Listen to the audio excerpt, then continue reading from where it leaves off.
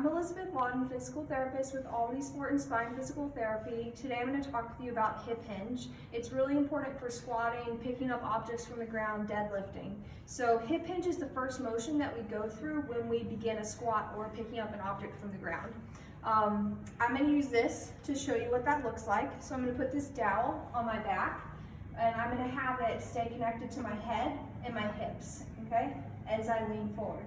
So as you start to squat or pick up an object from the ground, the first thing that happens, and it's really critical that this happens, is that your hips go back.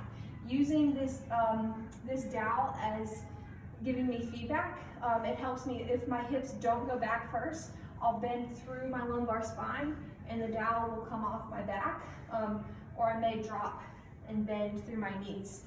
So crucial, hips come back.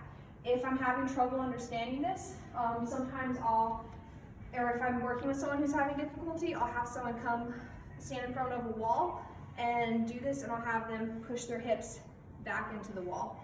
So that's the motion that you want to think about when you're squatting and deadlifting. The crucial first part, hip hinge, hips go back.